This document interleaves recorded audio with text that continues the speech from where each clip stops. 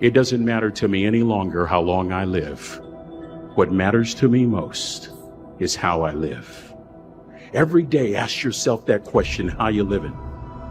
That if you're going to do something, you do it the right way. That it's never wrong to do the right thing. That how you do anything is how you do everything. The biggest poison in us is regret. Bad decisions, hasty decisions, too fast, and affects the next 20 years of your life because you made the wrong decision. What makes us make these fast decisions? Fear? Let the fear of regret fuel you to take action today, now.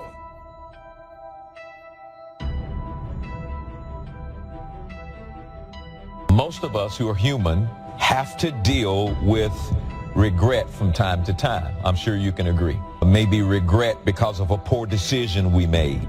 You know, things that I wish I had done differently in my life or in my ministry. Of course, who wouldn't want to take another go at something and improve on the first try by doing it again? But the fact is, you don't get that chance. Don't let regret beat you down. Don't be a slave to regret. No, let it teach you. Let it make you better. The only one that can stop you is you. If you let your mistakes define you, if you wear labels that people stick on you, that will keep you from your destiny. And when someone keeps bringing up your past mistakes, trying to get you to live condemned, you can't stop them from putting labels on you, but you can take them right off. My past is not over. My mistakes are behind me. My failures are in my yesterday. And you know what? I'm not bringing them into today. Leave the past and move forward. You're going to have to put that where it belongs. You know, we all have a past, but we don't need to live there anymore. If you ask people what they regret, especially as they get older, what they generally report is things not done. So they don't regret so much mistakes they've made, although of course people obviously regret mistakes they've made as well. So they don't exactly regret sins of commission, right, errors that they've actively made. They torment themselves for opportunities that had presented themselves that they did not, let's say, exploit or engage in. The regret we feel for things that we've done, though intense, only lasts a short period of time. But the regret that we feel for things that we missed out on, that can extend throughout a lifetime. Because most of us are scared, and we choose to lead an easy life. We choose to take the safe path. And by doing so, we start to rack up those regrets. But there is a solution. You have to be willing to be bold. Bad decisions, hasty decisions, too fast, and affects the next 20 years of your life because you made the wrong decision. If you'd have just waited, got all your information together, settled yourself, you'd have been better. What makes us make these fast decisions? Fear? It takes discipline to face your fears so you can conquer them. And that's what discipline is. Discipline means taking the hard road, the uphill road, to do what's right. And regret, in and of itself, it's worthless. So, learn and move on. Goals are major to a genuinely success-oriented person. Without them, you're just playing around. The difference between a goal-directed individual and someone without goals is like the difference between a Wimbledon champion and a kid batting a tennis ball around on a court with no net, no opponent to bring out the best in him, and no way of keeping score. Despite everything that's been written about the importance of goal setting, very few people actually put it into practice. It's always amazed me the way the average guy puts more thought and effort into planning his 2-week vacation than he devotes to planning his life.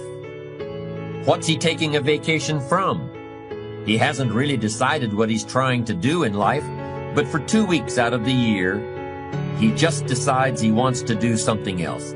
And this is what he plans very carefully. Challenge creates strong character, and goals represent challenge in its most positive form. Leaders have their personal goals clearly in focus, as well as the goals of the organization. In fact, one of the principal responsibilities of leadership is defining goals for the vast majority of people who aren't able to do it for themselves. True desire in the heart, whatever it is you want to do, work hard to get it. Don't just aspire to make a living. Aspire to make a difference. That was my mindset. And that's how you get through things. You put yourself, you immerse yourself wherever it is, and you become that. You become that and give yourself no way out. The scariest thing in the world to me, even to this day, was that could have been the rest of my life. I thought then I was trying hard. That's the scariest thing in the world. To absorb, let life touch you. Don't let it kill you, but let it touch you. The experiences you have, the good ones, the bad ones, the highs and the lows. Part of the gift you can give to others is the gift of your experience, if you remember. If it's vivid, if it's powerful, if it's fresh, if it's unique, if it's vital, you can really affect other people with the relating your own experiences, just because we're too lazy to live the experience and then reflect on it. Live another week and reflect on it. Take a half a day at the end of the month, reflecting over the month.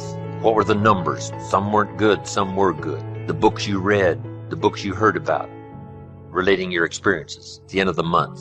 At the end of the year, take a weekend. Take some time, reflecting. Over the years, I've developed some ideas about effective goal setting, and I'd like to share those with you in a moment.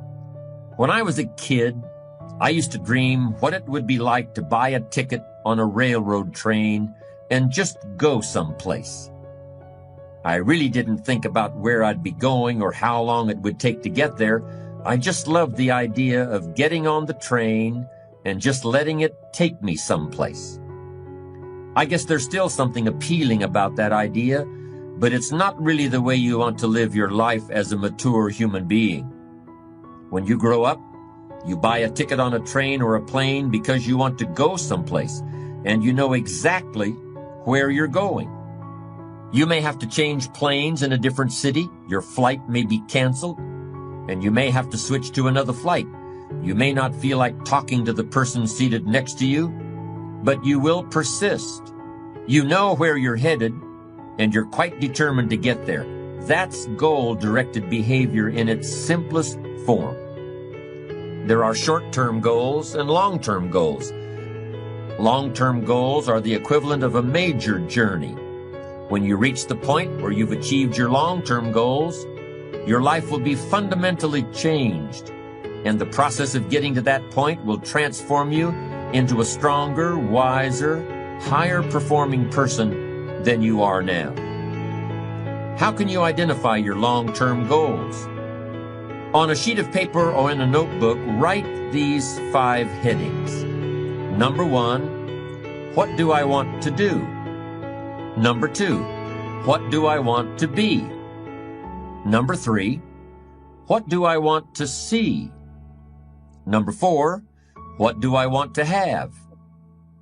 And number 5, where do I want to go? Now, under each of these categories, write down several possible long-term goals. Be very relaxed about this. Just allow your mind to flow and come up with 3 to 6 ideas for each category. Don't worry about a lot of details at this point, and don't spend too much time describing a particular goal. In category number 1, for example, what do I want to do? Suppose you want to write a book about the history of your family, going back to the arrival of your great-grandparents in the United States. Just quickly jot down family history. Then as you look down the list of categories, it occurs to you that you've always wanted to see the pyramids in Egypt. So you write pyramids. Keep writing down ideas as long as the list of categories continues to inspire you. You'll probably be surprised at some of the things that turn up. You may have kept a great many desires and aspirations hidden in the back of your mind, but the opportunity to write them down will move them to the forefront of your consciousness. That's one of the benefits of this technique. When you're satisfied with your list of long-term goals, read through the list once again. Then, beside each item, write the number of years that you believe it will take you to achieve that particular goal. For example, you may estimate that it will take you 10 years to research and write the book on your family history. But you'll need only 5 years to get yourself into a position where you can take a trip to the pyramids. Create a time frame like this for every one of your long-term goals. Immediate goals, those that will take less than a year to achieve, are important too, of course, and we'll deal with those separately in a moment. When you're finished entering your time frames, there should be a fairly balanced distribution of all your goals. If there are many 1- and 3-year objectives, but only a few in the 10-year category, maybe you need to think more about what you really want your life to add up to. What kind of life you really want to build over the long run. But if there's a preponderance of 10-year goals and relatively few of the shorter-term variety, this may be an indication that you're putting things off, that you're focused too much on where you'll be at the end of the day and not enough on what you can accomplish right now.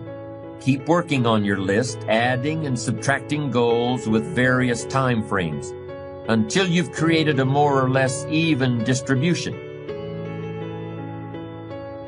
Be the best. Lifelong personal development and the commitment to personal excellence requires tremendous dedication, discipline, and willpower. It is often the case that we know what we need to do, but we lack the courage to take the risks that accompany trying anything new. Instead, we make excuses for inaction. The great thing about excuses is that no matter what happens, excuses are always there waiting to be used. Anybody can have an excuse for absolutely anything, but the downside of excuses is that nobody really believes them.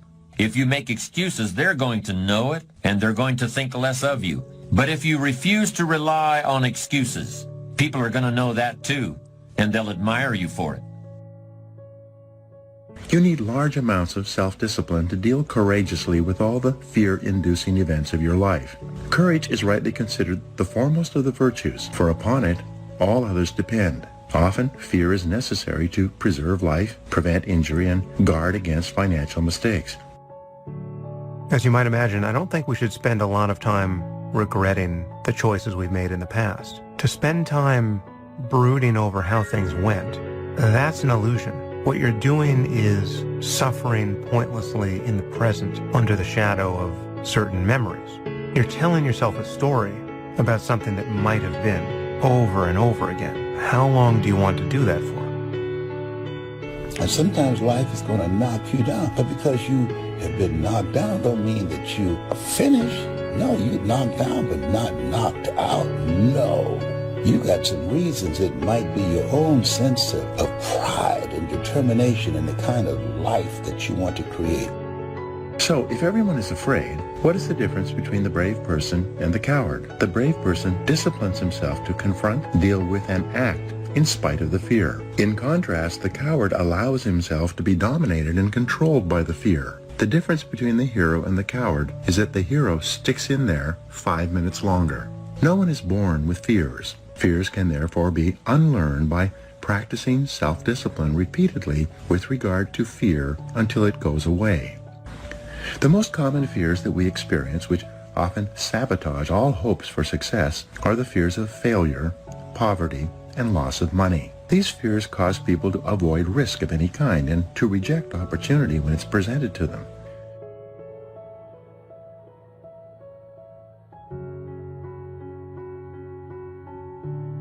How many times have you had a great idea, didn't do anything about it, and then a year later someone did something about it, made a lot of money, got the promotion, etc.?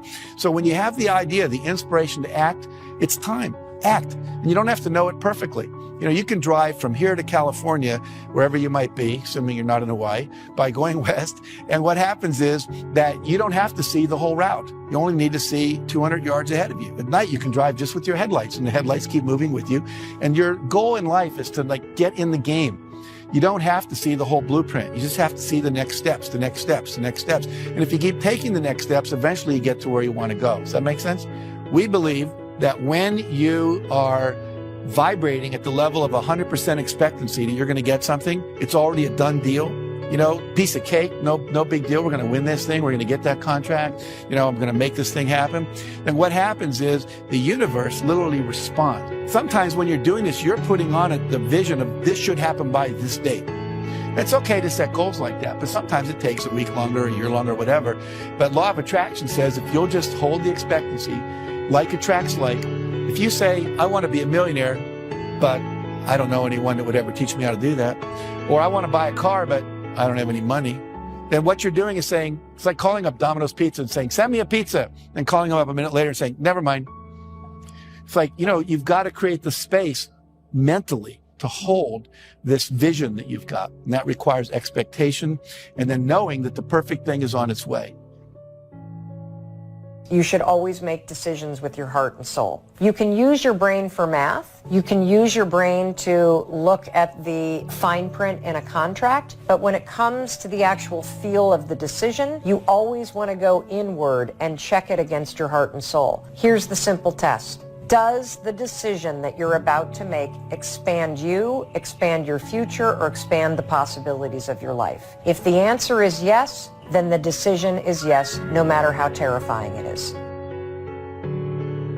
Here are some action exercises that you can do. Make a decision today to invest in yourself and getting better, as if your future depends on it, because it does. Identify the most important skills you have that determine the quality and quantity of results you get at your work, and make a plan to get better in each one. Set excellent performance in your work as a goal, and then determine exactly what you will need to do every day to join the top 20% or better in your field. Look ahead 3 to 5 years and determine the new knowledge and skills you will need in order to lead your field in the future. Then start acquiring them today. If you could wave a magic wand and become absolutely excellent, which one skill would have the greatest impact on your earning ability? Whatever your answer, set that skill as a goal, make a plan, and work on it every day. Commit yourself today to lifelong learning and never let a day go by without getting better in some area. Now comes the really challenging and interesting part. So far, you've just been adding things to the list, but now it's time to start making some selections. Now you're going to start asking yourself what's really important compared to what might just be sort of fun. Choose 4 goals from each of the 4 time frames, 1 year, 3 year, 5 year, and 10 year. Now you have 16 separate goals. So far, you've only referred to them in shorthand fashion, but now you're going to start seeing them very, very clearly in your mind's eye. You're going to see each goal just as if it were being realized this very minute. And you're going to write down a detailed description of exactly what you see. Do you intend to open a handmade furniture store in 3 years? What will the store look like from the street out front? Will there be gold leaf lettering on the windows? Or will there be a sign hanging over the door instead? How many square feet will the store contain? Will there be a showroom area for the furniture in front and a workspace in back? Or will the furniture be built at a different location? Do you intend to have any employees, or will you run the business entirely by yourself? Think of all the questions that need to be answered in order to see your goal with absolute clarity. Review what you've written at times, and keep track of your progress toward these objectives. Above all, persevere. Goal setting is a very important first step, but goal achievement is a continuous, lifelong process. That's what makes it so challenging. That's also why it's so extremely rewarding to finally attain your long-term goals. With regard to immediate goals, those that require anywhere from a day to a year to achieve, I recommend creating lots of objectives that can be accomplished in a month or less. Write them down. Read what you've written at frequent intervals. Keep track of your progress. And do something often that brings you closer to realizing these very short-term objectives. That way, you'll always have something to celebrate. These goals are not only important in their own right, they're also confidence builders and motivators toward a lifestyle based on perseverance and achievement. Hi, welcome back to Mind Control. Not what's happening in your life, not what's going on in your home, not what's happening in your finances. The blessing is on you. The blessing is on you. The blessing is on you. Don't let life change your name. The blessing. Don't lose yourself in your situation. Don't let your situation eat up yourself. Don't get beside yourself. Don't forget who you are. Don't forget who you are. Don't forget who you are. The blessing is on you. The promise is on you. The word is on you. The anointing is on you. The favor is on you. The gift is on you. The victory is on you. Don't let your situation. You owe him a level of commitment. You owe him a level of commitment. It's wrong for you to think that you're going to give an offering and God's going to bless a business you ain't committed to. Bless a marriage you ain't committed to. Bless you in school and you won't study. Bless you as a saint of God and you won't walk like a saint of God. Who do you think God is? Somebody playing in Vegas? God is not hitting a slot machine. God is a guaranteed, definite I am, the mighty God. Oh, sure, bless it. He told Abraham, I swear I'm going to bless you. Ain't no chance, ain't no doubt, ain't no joke about it. If I told you I was going to bless you, I will open up the windows of heaven. Then wonder why I thought I'd be further than I am at days. Let me tell you why you are not further. It is not the devil. It is not witches. It is not demons. And it's sure God ain't haters. You are not any further than where you are right now because you have never thrown your whole self at anything in your life.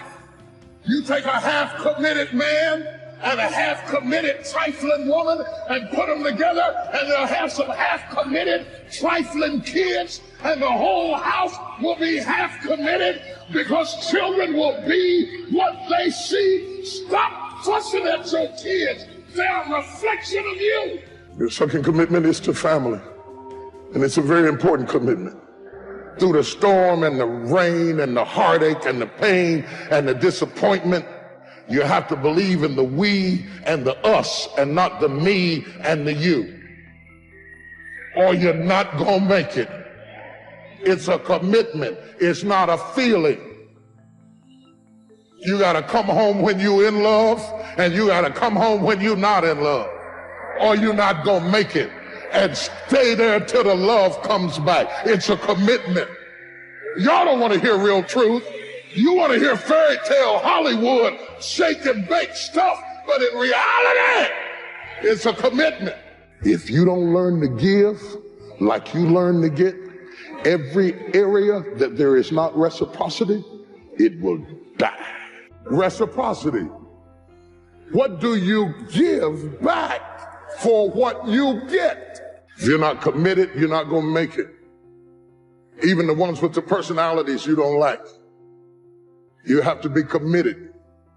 Through the storm and the rain and the heartache and the pain and the disappointment, you have to believe in the we and the us and not the me and the you. Or you're not going to make it. It's a commitment. It's not a feeling. Until you have had the taste of finishing, you will not respect yourself. Until you follow through, until something is done, come hell or high water, tears and struggles and pain, and you go through it anyway, and you show up and you continue to fight on no matter the circumstances. After a while, something begins to wither inside of you. Anytime you need something that you can't give to yourself, you're at the mercy of somebody else, and when they don't come through, you got pain. And what you become is the consequences of what you didn't get. It's an urge. It's an urge. Truth be told, every champion has felt it. Every president has felt it. Every king has felt it. Every lion has felt it. Every winner has felt it. Every soldier has felt it. Every victorious person has felt it. The urge. I don't care if you don't have the money, you don't have the help, and you don't have the family for it, and you don't have the background for it, and you don't have the friends for it. Don't you give up on your dream. Don't you do it.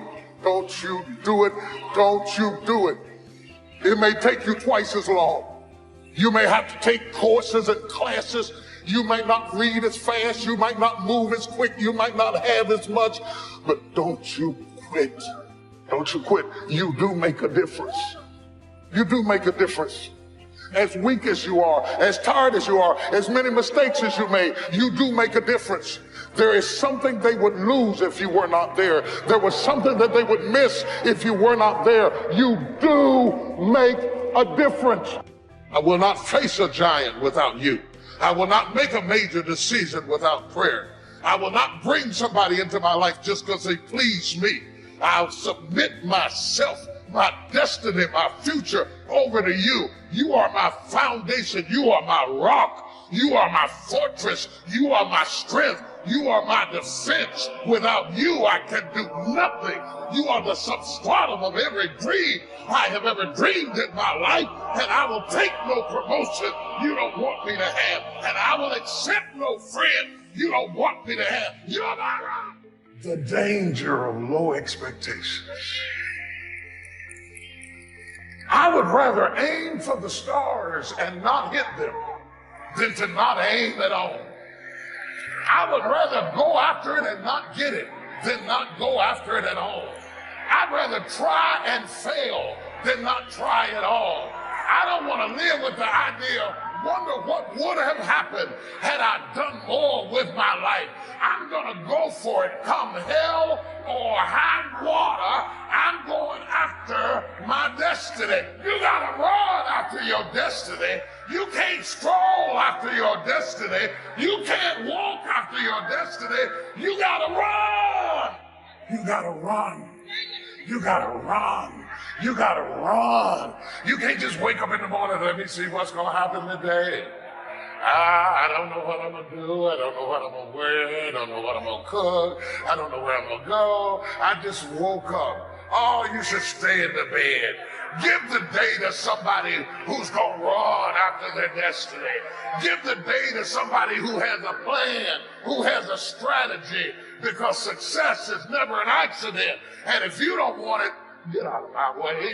Because there are some people who want to do something with their life, who will run. I didn't get it till I got to this age, but I'm going to start running. I messed up junior high, but now I'm going to start running. I messed up high school, but now I'm going to start running. The moment you get the word, you ought to run. I'm honored and I'm blown away, even though this is my 25th year plus doing this. I've been doing this for a quarter of a century now, which is quite amazing for me in the process. Thank you. And I've had the privilege, most of us are trying to be something we're not. And it isn't so much about change, about changing yourself. The change happens when you be yourself. You want to know what's really you? Where you're going to be alive is when it's really you. And you may even think you know who you are because you've been living a certain way, but I'll tell you how you'll know. You'll feel limited. You'll feel free. Whatever your game plan is, it's ultimately to get to a certain feeling. I like to ask that question before I speak because I like to know who's in the audience and what your expectations are for your life. And when I ask that question, a lot of people raise their hands. Some people don't. Some people don't want anything much. Most people operate in the area of survival. How many of you know people who should be here? Raise your hands, please. See, they're fine just like they are. Now, but there's some people who that just surviving is not enough. I believe that there are three types of people in life. They're winners, They're losers, and they're winners who've not discovered how to win yet. And these individuals, it's something about them that drives them, that they will invest in themselves. They go to seminars and workshops and lectures, and they're seeking, there's something in them that says, I can do better than this. That there are people who would be glad to be where they are and would be happy, but they're not. How many of you know if you had your life to live over again, you can do more than what you've done thus far? Raise your hands. I was reading a story about George Bernard Shaw, who was a very brilliant man in his day, and I love to quote him. But one of the things that was asked George Bernard Shaw that really resonated with me at the end of his life, somebody asked him, if you had to be anybody in the world, anybody throughout history, if you had the power to be born again, who would you like to come back as? And without blinking, he said, I'd like to be born as the man I never was. I like to be the man I never was, that I never became. Seeking to connect with that person. There's another person here that you're looking at. There's somebody else back there. And every chair in this place, there are two people in this place in every chair. You're in the chair with somebody else. There's another person back there. You know they're back there. And that person is the person that you want to become connected with. And sometimes you do. Sometimes you've had some experiences where you said, I can't believe I'm doing this. How many have ever done that, please? That you surprise yourself. Well, every time I speak, I see this as such a sacred opportunity. And I'm so happy. Sometimes I think I'm dreaming, because when I look back on my life, and this Les Brown that you see was in bondage for so many years, didn't come out till late in my life. I had him under arrest. I was in bondage with fear. I wanted to do what I'm doing. And I thought about things I wanted to accomplish, and I held myself back because I was afraid to fail. I was afraid to make mistakes. I was afraid that I would embarrass myself. I was intimidated by people who had college degrees because I didn't have a college degree. I still don't have a college degree. And so I would think about the things I wanted to do, and then I would start thinking about the fact, Les, you can't do that. So that's what I told this guy in me. Les, you can't do that. You don't have a college education. Les, I hear what you're saying, but come on, be logical. Be practical. You can't do that. I know you feel good going to see Zig Ziglar and Tony Robbins and the late Dr. Norman Vincent Peale and Robert Schuller. I know they motivate you and inspire you, but get real. You can't do that. You never worked for any major corporation. Come on. Let's be practical. Be logical.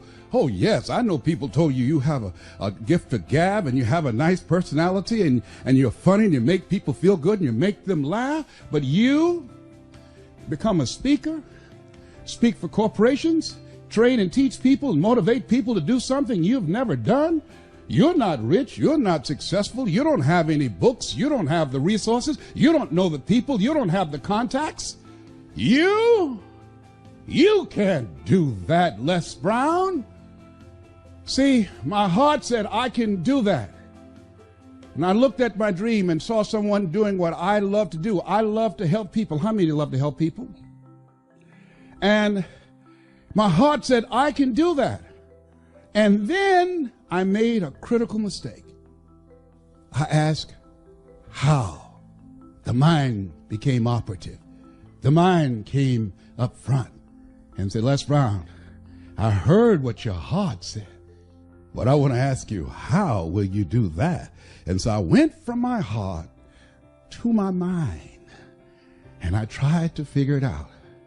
How would I do that? At that time, I wanted to earn $1,000 an hour. My mind said, do you make $1,000 a week? I said, no. Okay. have you ever done this before? I said, no. Okay, well, I'm not saying you can't do it, but let me ask you some other questions, all right? Have you any contacts with anybody that can teach you how to do this? No. Okay, well, maybe there's something else. Do you have the money? No. Do you have the credentials? No. Will anybody stand up for you and say, oh, he's done it for me and I know he's good? No. Well, let me ask you, do you really think you could do this? No. There's an African proverb that says, if there's no enemy within, the enemy outside can do you no harm. How many of you ever thought about something you wanted to do? You felt it in your heart. You couldn't explain it. You felt it in your heart. And you talked yourself out of it. Raise your hand if you know what I'm talking about. I talked myself out of it. No one did it to me but me. The forte of fruiters is not in our stars, but in ourselves, that we are underlings. My first major goal was I wanted to buy my mother a home. And I achieved that. I'm adopted. I feel like Abraham Lincoln, who said, all that I am and all that I ever hope to be, I owe to my mother. Saw a sign once that said, God took me out of my biological mother's womb and placed me in the heart of my adopted mother. My mama was a good woman. She adopted 7 children. Mama only had a 3rd grade education, but I admired her character. I admired her personality. She never met strangers. Mama met you right now. She would talk your head off. You know, she was a funny woman. She always had a sense of humor. Mama walked fast. We walked with Mama downtown. We had to hold her dress. Mama would walk fast. We trying to keep up with Mama. Years later, at the end of her life, when she was 89 and suffering from breast cancer, we took her to a furniture warehouse, and she got out of the car with my sister, and she was holding my arm, and I said, Mama, I said, they have a wheelchair here. Can I get this wheelchair for you? And I went and got the wheelchair. And she looked at me. She said, no, boy, I would walk this place myself. I said, Mama, but it's so huge, Mama. How roll you in a wheelchair? She said, I'm fine. And I saw her straighten herself, and she walked it herself. I admired her strength. I said, oh, Mama, you know, this morning I got up, and every time something happens to me and I want to get down and I want to surrender to any of the challenges I encounter, and I got up this morning and the sciatic nerve and this L5 and L4 of my lower disc protruding, and I was in pain, and my body said, you can't do this speech today. And somebody said, are you going to surrender to this pain, or are you Mamie's boy? Get up and straighten your back. You can do that speech. You can walk that flow yourself. When you start walking, you won't feel anything but her presence with you.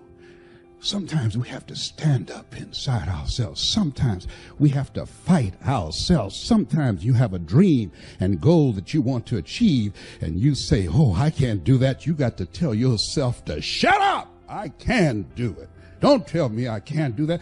Sometimes you got to talk to yourself. I can do it. I'm Mamie's boy. Oh, I can do this. Oh, I will do it.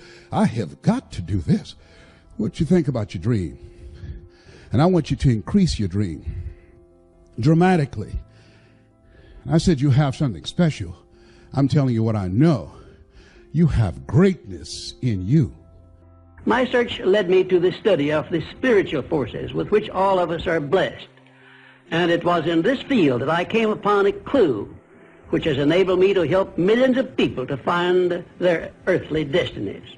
I want to describe my discovery in the simplest terms possible, because it will reveal to you why it is true that whatever the mind can conceive and believe, the mind can achieve, regardless of how many times you may have failed in the past or how lofty your aims and hopes may be. I caught my first fleeting glimpse of the profound law which provides the means by which we may choose our own purpose in life and attain it while I was being coached by Andrew Carnegie during the organization of the Science of Success philosophy. I had just finished telling Mr. Carnegie that I feared he had chosen the wrong person to give the world the first practical philosophy of personal success because of my youth, my lack of education, and my lack of finances. Well, at this point, Mr. Carnegie delivered a lecture that I shall never forget because it changed my entire life and paved the way for my helping to change the lives of millions of people, some of them not yet born. Let me call your attention to a great power which is under your control, said Mr. Carnegie, a power which is greater than poverty, greater than the lack of education, greater than all of your fears and superstitions combined. It is the power to take possession of your own mind and direct it to whatever ends you may desire.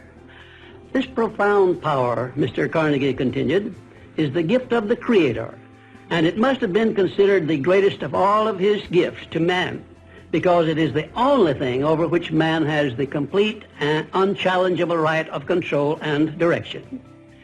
When you speak of your poverty and lack of education, Mr. Carnegie explained, you are simply directing your mind power to attract these undesirable circumstances, because it is true that whatever your mind feeds upon, your mind attracts to you.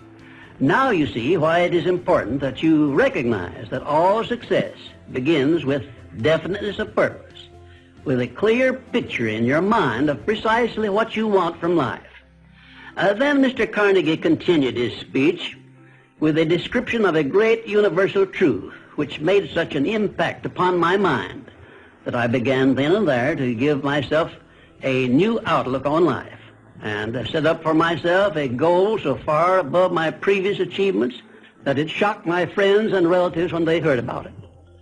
Everyone, said Mr. Carnegie, comes to the earth plane blessed with the privilege of controlling his mind power and directing it to whatever ends he may choose. But, he continued, everyone brings over with him at birth the equivalent of 2 sealed envelopes, one of which is clearly labeled, the riches you may enjoy if you take possession of your own mind and direct it to ends of your own choice.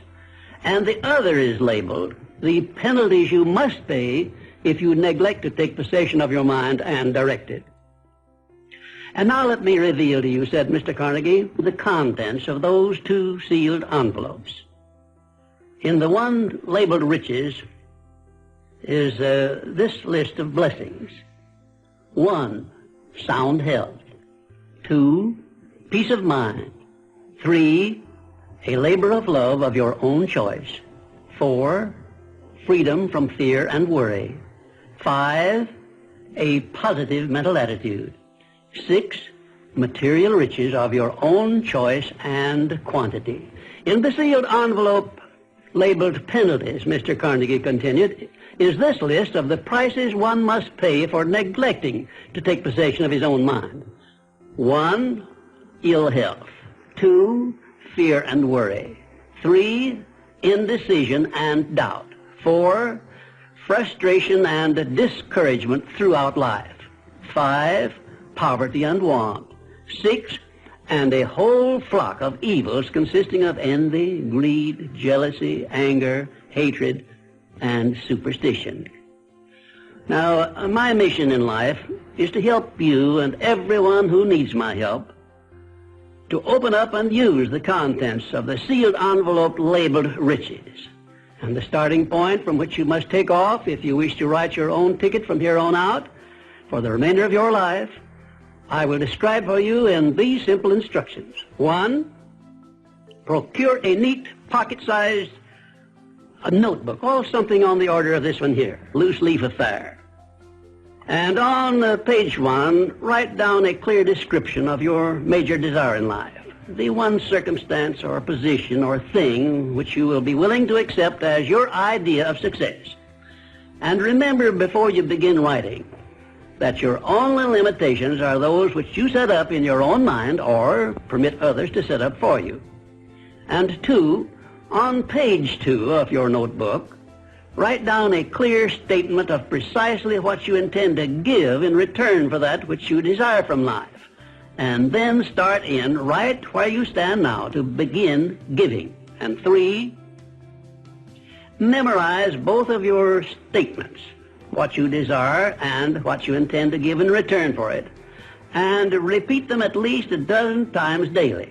And always end your statements with this expression of gratitude for the blessings with which you were gifted at birth. I ask not, O divine providence, for more riches, but more wisdom with which to accept and use wisely the riches I received at birth in the form of the power to control and direct my mind to whatever ends I desire. If you are not too successful or self-satisfied to accept and express this profound prayer, if you accept it and express it in the same spirit of humble sincerity in which I pass it on to you, a new and a better world will reveal itself to you. A world in which you will see reflected the circumstances and the things which you yourself have created. And now let me close this, our first visit, with my favorite expression of gratitude. O divine providence, I ask not for more riches, but more wisdom with which to make wiser use of the riches you gave me at birth, consisting in the power to control and direct my own mind to whatever ends I desire. Thank you so much for watching till the end. Don't forget to share your thoughts in the comments section. Please also like, subscribe, and share this video with your friends and families. Please watch our other motivational videos. Thank you again.